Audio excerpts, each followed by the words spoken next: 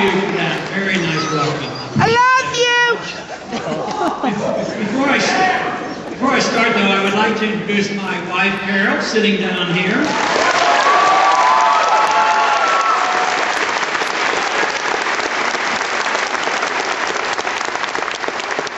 We've been married for 51 years, and we have quite a few grandchildren, like 18 or so.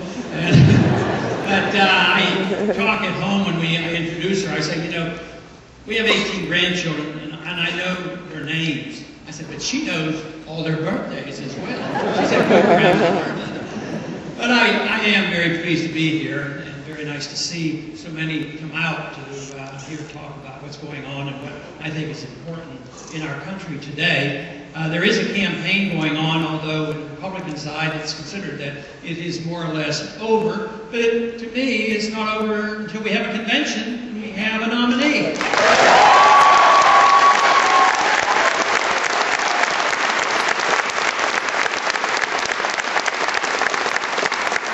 So in the meantime, we will continue to campaign. They keep asking me, why are you doing this? I said, well, I said something several months ago. I said I would continue to do this as long as there are supporters who are encouraging me to do it, and as long as there's money to pay the bills. So far, so good. There is a election coming up soon in Pennsylvania, and I've been campaigning up there, and reception has been very good. But the issues are vital, and that to me is so important. It was a little over a year ago that a group of individuals, close friends and associates, came and talked to me about running, and of course I was very negative on it and didn't see much purpose in it, and yet after being reluctant for a while, you finally got to the point of deciding that I would do it, but not expecting a whole lot to come of it. And yet, to my pleasant surprise, there were a lot of people who were very interested in the policy of limited government, the Constitution, individual liberty, and a non-interventionist foreign policy. That's right!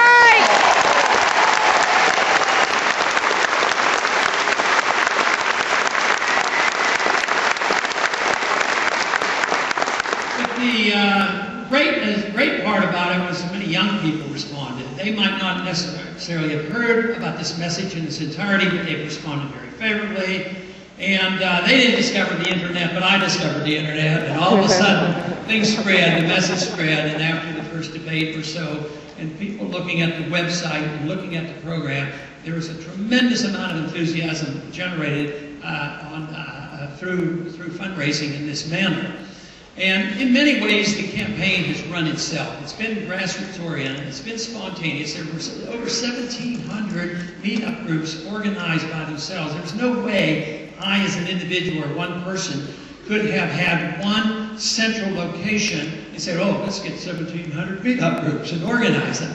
It didn't work that way, and I feel good about that because it's sort of laissez-faire the way the campaign happened, and it has been very beneficial because the enthusiasm has been outstanding. There's no doubt in my mind, although we did not come out on the high side of the votes in the primaries, there's no doubt in my mind that the supporters and the enthusiasm has been as great, and our campaign has done greater than all the rest of the volunteers put together. And for those of you who are here that participated, I thank you for that effort because that is what this whole thing has been about. But you might ask, what has driven me to make the final decision to run for the presidency a year or so ago? And it probably was foreign policy. Although the big issue to me is individual liberty. I believe that that is what's been neglected in this country for 100 years plus. I believe the founders understood this issue and understood what limited government was all about and gave us a pretty darn good constitution, which unfortunately we have ignored. And the issue of individual liberty is the key. Believing that individuals can take care of themselves when they're left alone, when there's minimal taxation and no senseless wars being fought, that we all will prosper. And if we truly are concerned about our fellow man, to me, that's the only system of government that allows us to be compassionate and provide the greatest abundance for the greatest number of people. But when I first ran in the 60s, the economic issues got my attention more so than the foreign policy issues. I had studied Austrian economics in the 60s, and it was predicted that our monetary system would come unglued. In 1971 it did. Bretton Woods broke down. So in the 70s I talked about economic issues, a sound monetary policy, and gold standard, and I continue to talk about that. But a year ago or so, I would say that the issue that really convinced me that we needed to talk and find out where the American people were on this issue, and that has to do with our foreign policy. And it was a reflection of the struggle I had from 1998 up until the 2003, to the time that we invaded Iraq. In 1998, the Iraq Liberation Act was passed. It was brought to the House floor, and I was one of the few who stood up, because in that bill it said, our policy for the United States of America will be to impose regime change in Iraq. Well, I didn't like Saddam Hussein. He was a military dictator, and there were a lot of problems. But, you know, he had been our ally, and so it was sort of flip-flopping all over the place. And to me, I said in 1998, this is going to lead to war, and I'm positively opposed to it. So throughout all those years, I talked about it, and lo and behold, those who were determined to go to war had their war. Even the first meeting, a long time before 9/11, first meeting that the current administration had in January, the subject came up, when are we going to hit Iraq? And what is going on with this country? Why are we so obsessed, and why is we as a people are willing to allow our government to take us to this? So it was for that reason that I did make my decision that we had to continue to talk about this, to talk about foreign policy. I voted against that war, and right now I vote to get out of that war and to bring our troops home.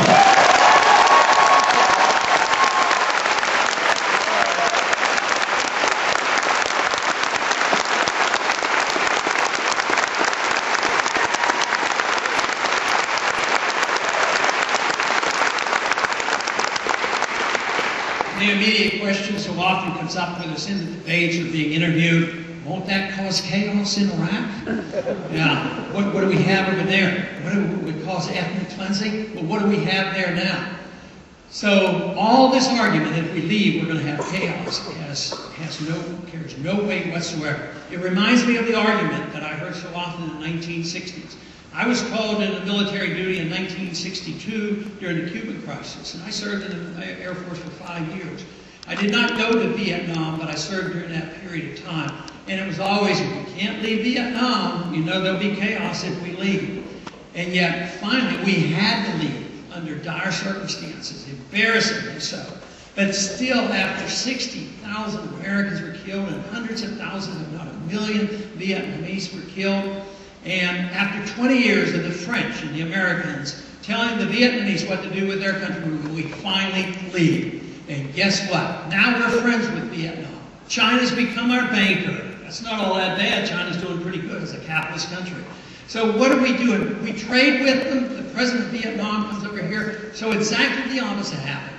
What happened was we practiced what the founders told us. Be friends with people, talk to people, trade with people, travel, and to have the diplomatic relation. So we achieved in peace what 20 years of killing couldn't achieve in war. I just say that we need more of that policy, more diplomacy, and more friendship with the world.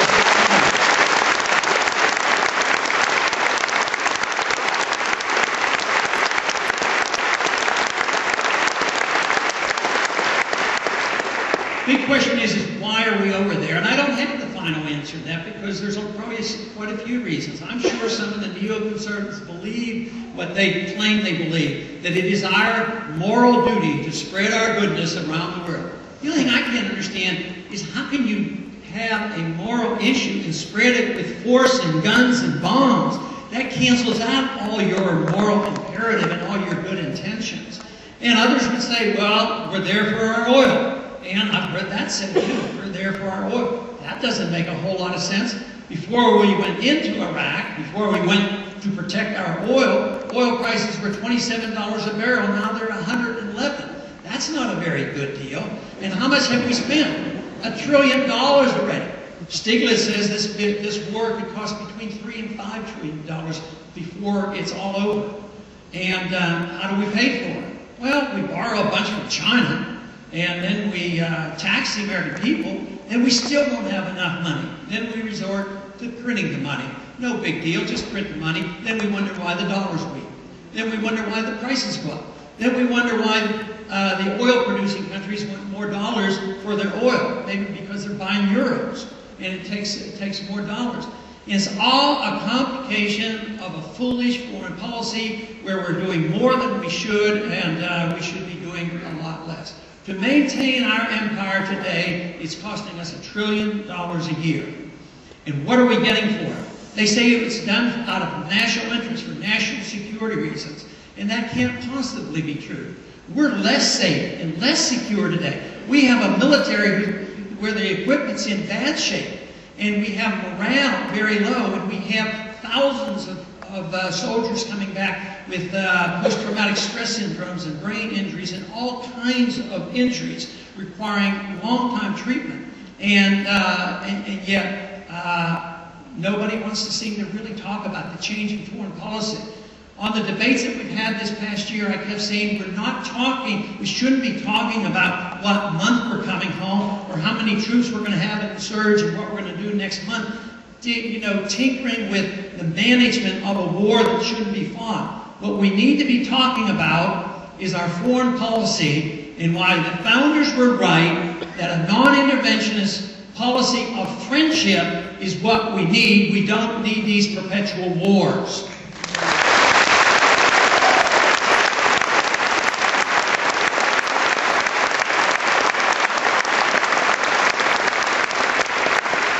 One of the most immediate charges that are laid against us that would talk about this policy is that, oh, you're a bunch of isolationists. You don't want to engage the world. You're an isolationist. You don't want to deal with the world, which is absolutely false, because I believe in free trade. I believe we should trade with the world. I believe we should trade with Cuba right now.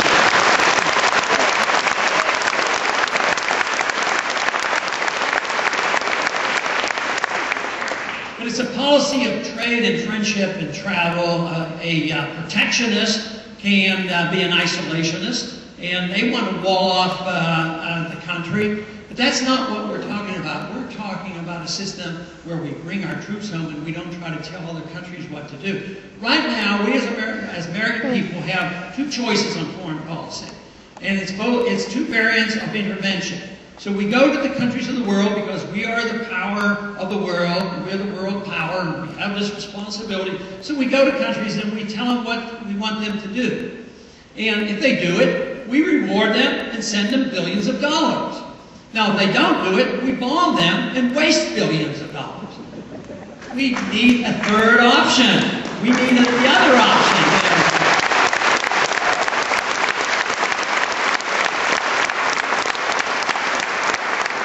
You know, there's a little bit of confusion on trade policy because I claim I'm the freest trader in Congress, but I don't vote for trade agreements. I don't vote for the NAFTA trade agreements. I don't vote for the WTO.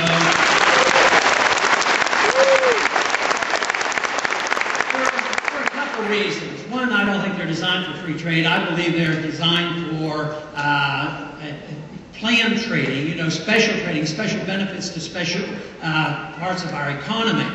And also it introduces the idea of world government. The WTO, you know, dictates to us. They come to us in the Congress and tell us what we have to do with our tax code.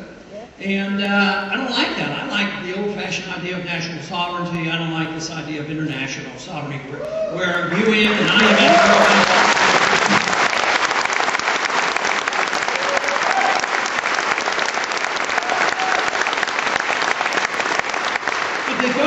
The goal of this most recent treaty we voted on last week, the Colombia Free Trade Agreement, is said to be to lower tariffs and have more trade. And I'm not opposed to that. I'm opposed to the vehicle that they're doing this another level of government. And also, what it does, it really introduces the notion that special companies will have special benefits. So the process, though, is this. It's called fast track.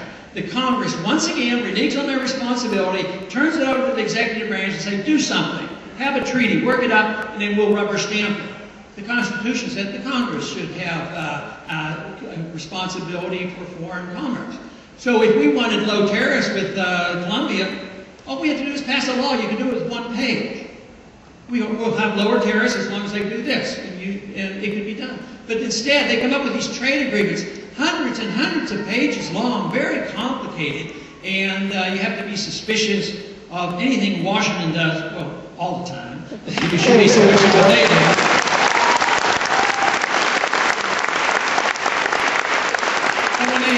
When they pass a bill which would be one page long, it's 500 pages long, then you really must be suspicious.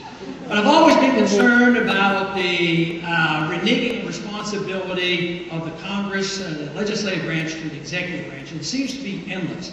This is especially true in war. If we just followed the Constitution, we'd have a lot less wars. We haven't declared a war since World War II. We haven't won a war since World War II.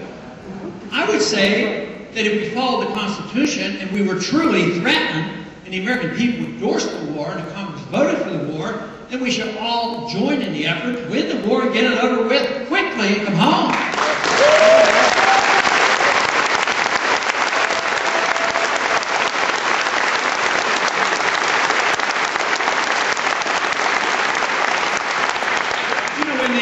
Resolution, which was given authority, a token authority for the president to go in and enforce UN resolutions because we were being threatened by weapons of mass destruction, I made the point, I introduced a resolution saying that we would declare war. And I told the committee, I said, I'm not going to vote for it.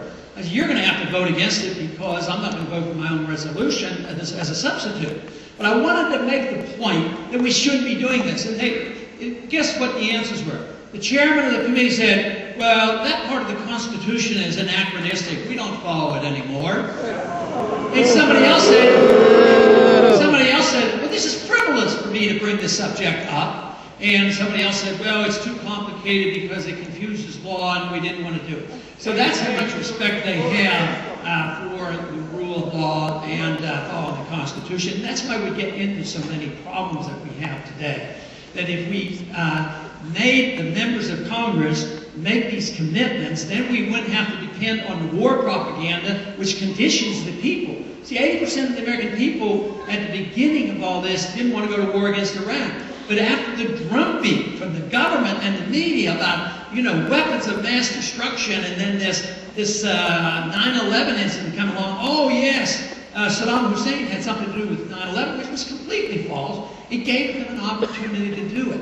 So if we stuck to the rules, I think there'd be a lot less problem. Same thing happened after 9/11 as far as attack on our civil liberties. Within weeks, we passed a bill called the Patriot Act, which I strongly opposed and voted against.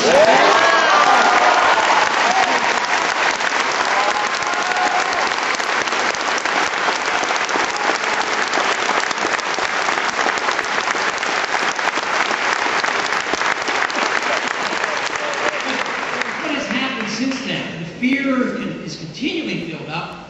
First we have the Patriot Act, and we have the FISA courts, and we have the loss of habeas corpus, and it's endless. Warrantless searches and invasion of the internet, monitoring of our telephones. Essentially, the Fourth Amendment doesn't exist any longer. Now we have secret prisons, and we have torture that our country has endorsed, and that to me is un-American. And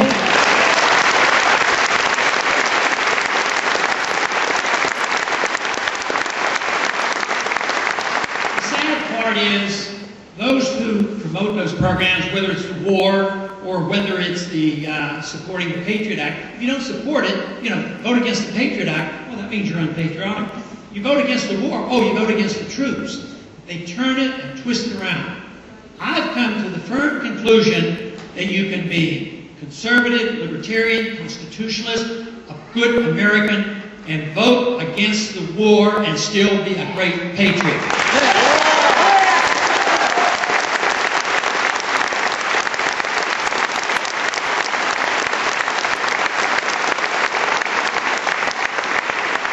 I've done that quite frequently, but during the campaign, we did have a statistic that came out that pleased me very much. And that had to do with the donations that came from active duty military personnel. In the last quarter, we had, they tallied it up of all the candidates, Republicans and Democrats, and our campaign received more money from active duty military personnel than all the other candidates put together.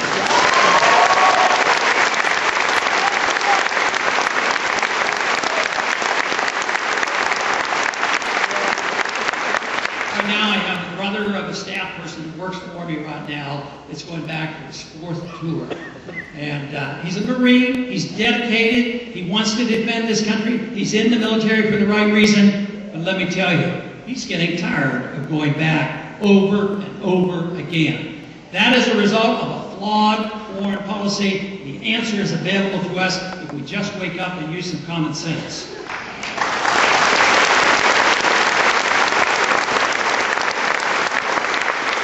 Now, the argument about being chaotic if we leave is, of course, doesn't really hold any water. But we will leave. See, I'm very confident we're going to leave. We're going to leave the Middle East, and we're going to leave the rest of the world. Because I don't only advocate getting out of the Middle East. Isn't it time we came home from Korea and Japan and Europe?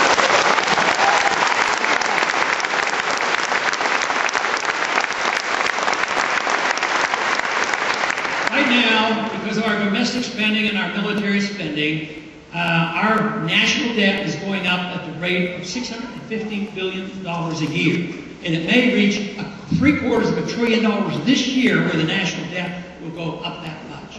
Now, when you continue to do that, you can't tax, you can't spend, and you can't borrow, and you resort to inflating the currency, eventually it will destroy the economy. That's what we're on the verge of. That's why people are so upset. That's why they're sick and tired of the lies they hear from government about, oh, there's no inflation, unemployment rate's real low, and everything is hunky-dory. Because the American people know there's something else going on. All empires end for financial reasons. The Soviet system did not require a confrontation with the United States. They bankrupted themselves. And one place where they really bankrupted themselves was their fruitless effort in Afghanistan. You'd think we'd learn a lesson or two, but we don't. We continue to do it. But when this dollar continues downward, you're going to see a lot more inflation, and just printing more money will not solve the problem. For a while, you can get away with it. But once the game is, everybody catches on to the game, that the more you print, the worse the dollar gets rejected. Believe me, what happens if there is an incident with Iran, which I'm concerned about? Oil, it's more than tripled since we went into Iraq. So doubling doesn't mean anything. If you could triple in that short period of time, doubling to $200 a barrel is not a big deal. And in numbers, it's a big deal for us as consumers and for Americans. But when that happens, then we won't be able to afford it overseas anymore. Now, my proposal for all this is really not all that complicated. And that is, of course, the first thing is live within the Constitution. But how do we do it financially? How can we get our house in order? I would say cut the spending overseas. Here, every once in a while, you'll hear from the administration and other conservatives say, yeah, we got to cut. We got to work on this. So they cut children's health care. I'm not even for most of those programs because they're not in the Constitution. But I'm not for balancing the budget, but putting high priorities to cutting, say, medical care or educational needs in this country. I say cut all this money that we're spending overseas first.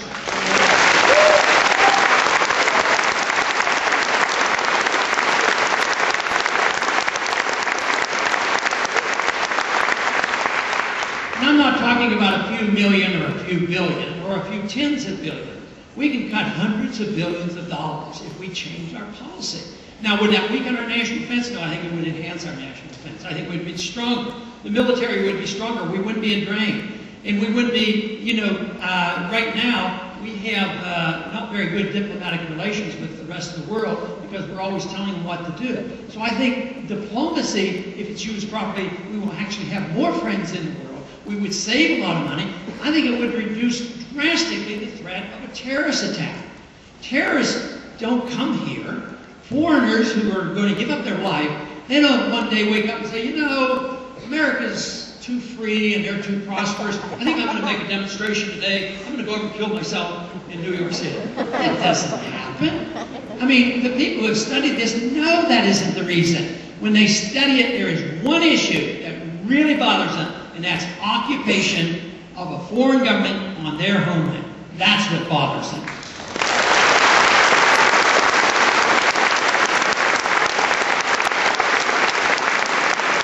All we have to do is apply the golden rule to that philosophy. How would we feel as Americans if another country, say the Chinese, came over here, they're militarily stronger than us. They come here and they're protecting their oil in the Gulf of Mexico. And they put some military bases on our land and tell us that we should adapt their political system and their religious values.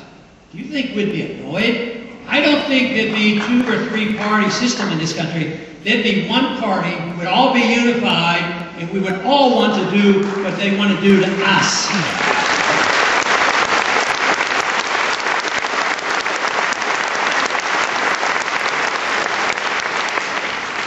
But I do want to, I realize in a short time we're going to have some questions and more time to go over this, so I want to try to wind this up to a degree. But I do want to make a few points generally about what we have witnessed during this last year in the campaign.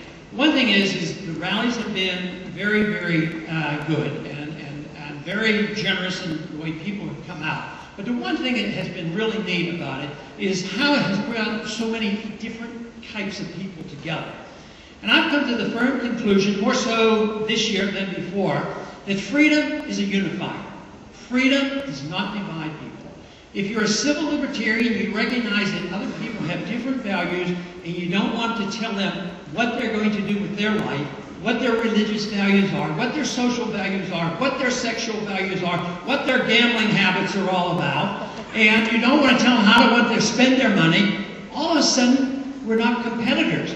We're all unified for one thing, to protect our freedom of choice. But once we have the authoritarian mind in Washington telling us how we're to be better people and how we're going to follow their social habits and their social custom, and then somebody else comes along and says, we're going to have a more equitable system because the government needs to redistribute all the wealth, not realizing that the more the government gets involved in distributing the wealth, the more the special interests flock to Washington and they get all the wealth. Freedom is a unifier. Socialism and welfareism and authoritarianism is exactly the opposite, especially when the pie starts to shrink.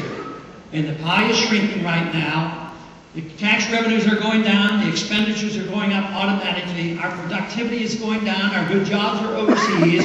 We have this endless, fruitless foreign policy, and people are getting nervous, and sometimes all they can do is come to the government demanding more and more. And they claw at each other. You have the special interest, the lobbyists coming to Washington, and they're getting more aggressive every day. We need more production, we need sound money, we need less taxes, we need a sensible foreign policy, and we would end up with a system entirely different, emphasizing personal liberty where creative energy would be released, not suppressed. We would have a system of government where today, tomorrow, I guess is April 15th, a very good day to talk about how I would simplify the tax code.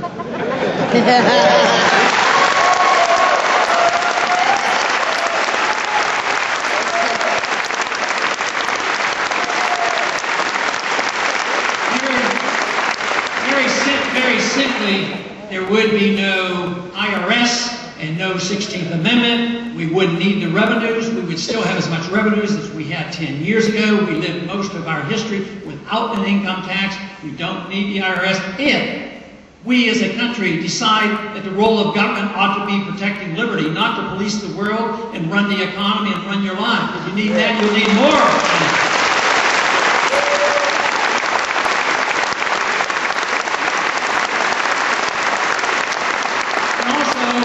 System of government, we would follow the Constitution as well on monetary policy. That there would be no central bank, there would be no privilege of government with a secret bank or the Congress to print money out of thin air. But we would get rid of the Federal Reserve System. We would have only central bank.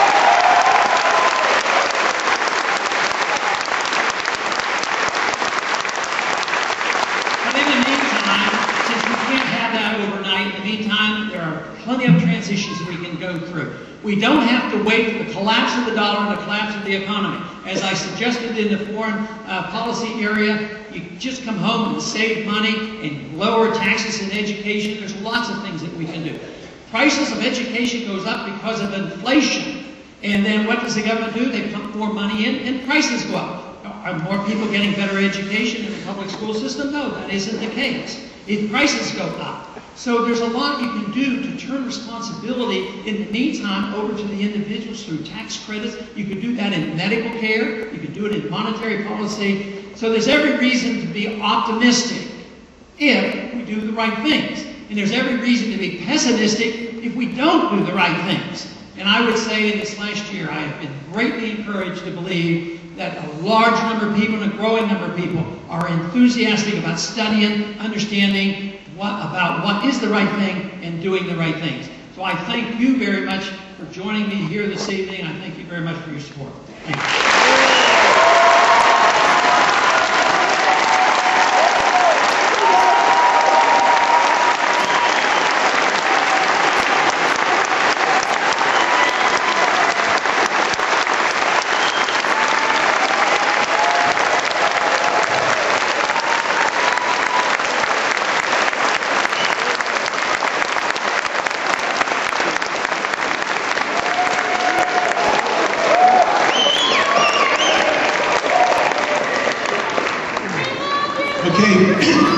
We're going to take questions for Dr. Paul. Goucher students, please, only. At this point, microphone here and one over there.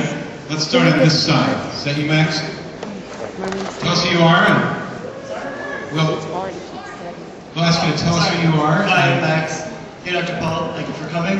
I was wondering, if you were elected, what would you propose as an alternative to taxes to help combat poverty in this country? What would you propose instead of taxes to help combat poverty in this country? Well, government has never been very good at eradicating poverty. Matter of fact, they're the culprit. They're the ones who create the poverty. Today, we've had about 50, 60, 70 years of government trying to eradicate poverty. We have more now than a lot of people starving, and it was the Industrial Revolution that finally generated enough wealth. I mean, what you need is capitalism. Before, you used to have a large family in order to farm enough to feed the family and sell enough to make a couple dollars. When capitalism and the Industrial Revolution come in, you get a tractor, replaces the job of all those people. That's what you have to have. You have to have sound investment. But what the government can do is protect the rights of individuals, protect property rights, protect contract rights. And poverty is so often a consequence of the destruction of money. Inflating the currency, destroying the currency, wipes out the middle class. And just think of the third world nation. Think of the countries just south of us. I mean, they don't have hardly a middle class because they're always destroying their currency. So if you truly want to help take care and eradicate poverty, you have to believe in freedom, and you have to believe in the marketplace, you have to believe in sound money and contractual law.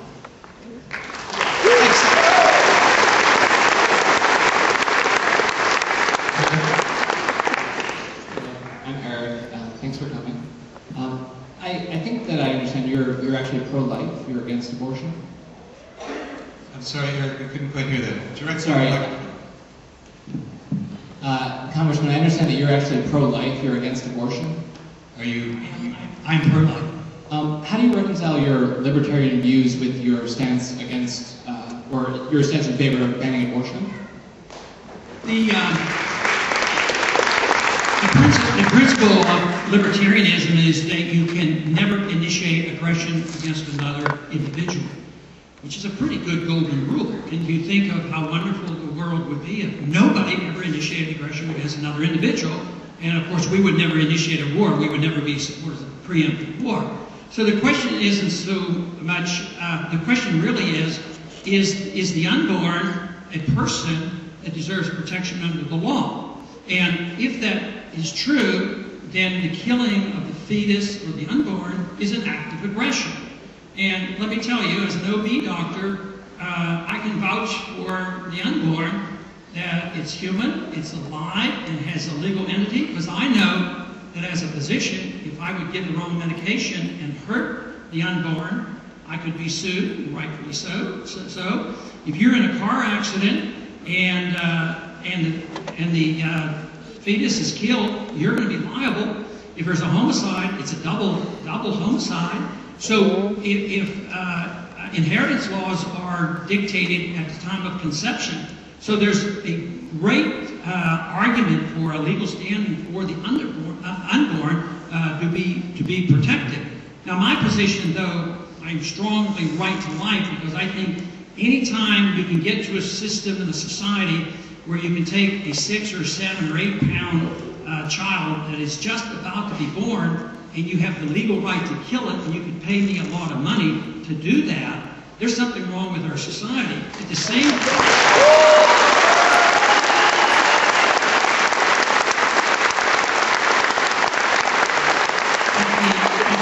time, if a baby is delivered and the frightened young mother might throw that baby away, 1 minute after the birth, she's arrested for murder. There's something, very inconsistent about that.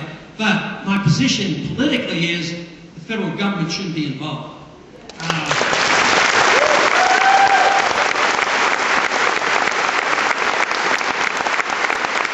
This to me is an act of aggression. It should be handled at a local level. Different states would handle it differently. And it's a difficult situation. I know there are difficult times, but it should be handled more locally. The more difficult a problem is, the more local you want the government to take care of it. You don't want maybe one Supreme Court justice making the decision for everybody in this country or some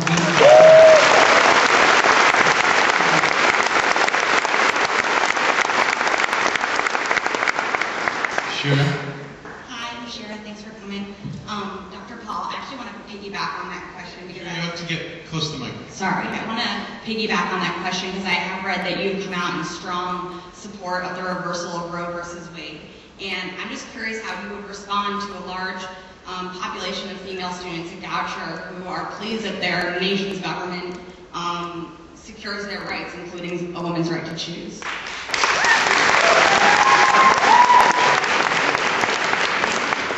The question is, the questioner, Shira, understands that you would favor reversing Roe versus Wade, and she wants to know how you can explain to Goucher students, among others, how you would take away their right to choose. Did I do justice to your question, Shira?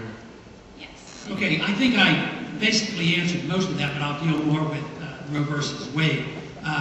Yes, I would repeal that if we could, because it fits the answer that I gave. I don't want the federal government involved because it was an overriding of a state law, and the state said it's sort of like going in and saying, well, Texas has a manslaughter law, but we don't like it, so we're going to have a ruling at the Supreme Court letter and redefine manslaughter in Texas. Nobody wants to do that, but all of a sudden they would do it because of the emotions attached to abortion. But it's the same principle as the position I take, say, in a state like California, where they legalize marijuana for medicinal reasons. And the state passes a law. There was never a federal law. When they tried to repeal, when they tried to stop you from drinking alcohol, they amended the Constitution.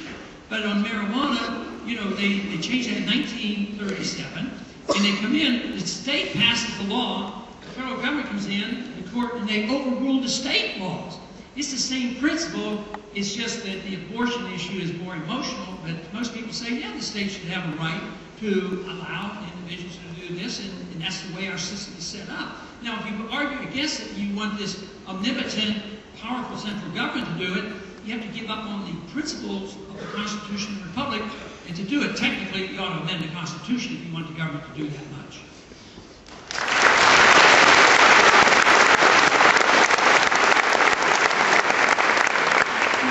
I'm Courtney, and I was just wondering, you talked a lot about the war in Iraq and not so much about the gold standard, and polling has shown that the economy is the most important issue this election, more so than the war.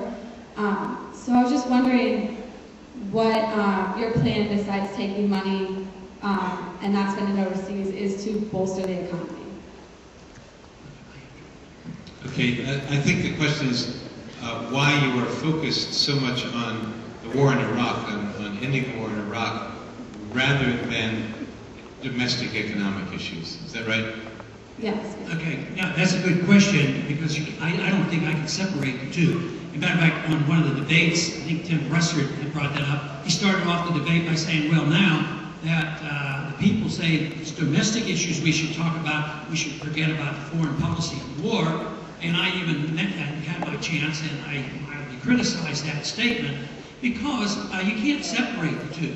Because the economic crisis that we're facing here at home isn't related to what we're doing overseas. It's this whole idea that countries self-destruct because they have empires they can't afford.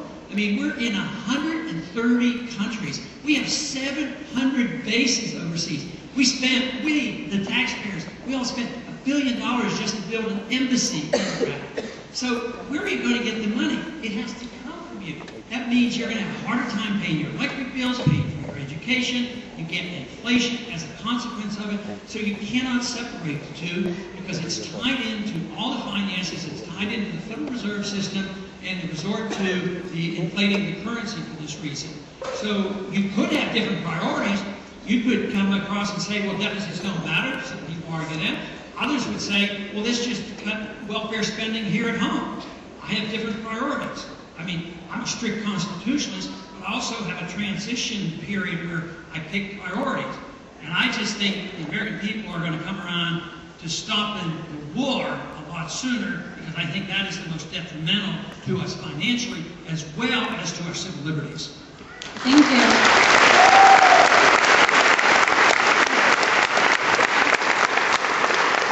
Hi, my name is Amy, and Dr. Paul, I was wondering if you could give me your opinion on the mainstream media's view of your campaign and how that has affected your strategy at all. Your opinion on coverage of your campaign by the mainstream media and whether that's affected your strategy at all? No, that hasn't affected my strategy. My strategies have always been the same. You know, tell people what I think we ought to do and see what happens. You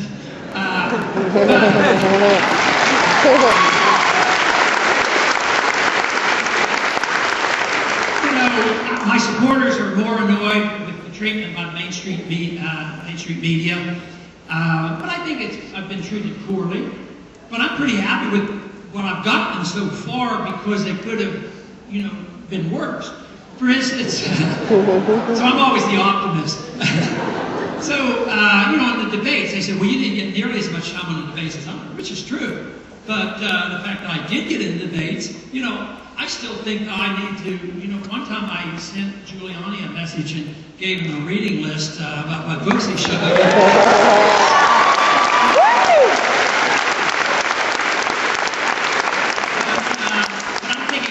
Send him a thank you note because what he did was really helpful, and the little bit of time I did get in the debates actually translated into the explosion of activity on the internet because that's when people would go to the website.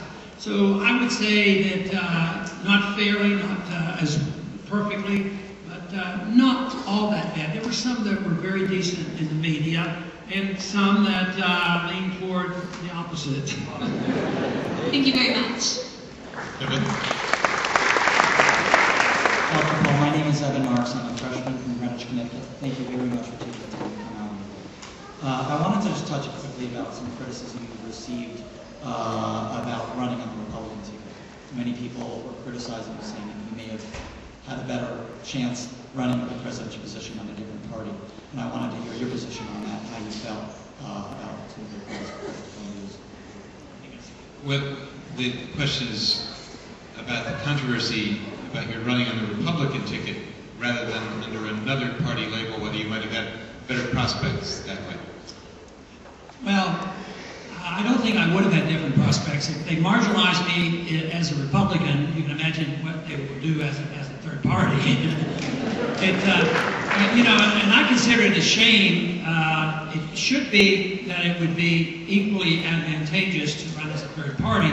And I lament the fact that we as Americans spend a lot of money and a lot of lives are lost spreading democracy in foreign countries.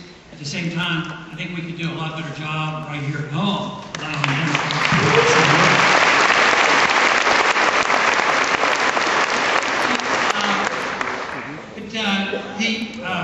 The ideas that I have should not be totally strange to the Republican Party. I would say currently, especially on the stage of those debates, it seemed to be pretty strange among the other candidates, but not among the people. The people were much more in support.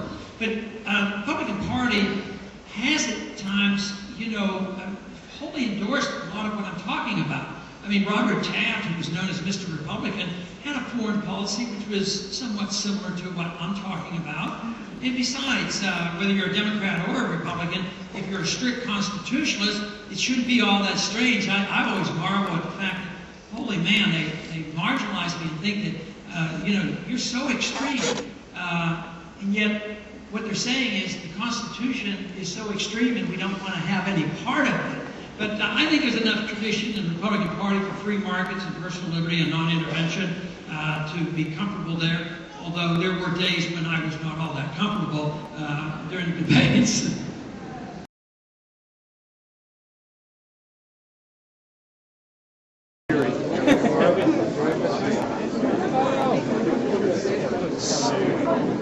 Dr. Paul, you already made a difference. For me? For everybody.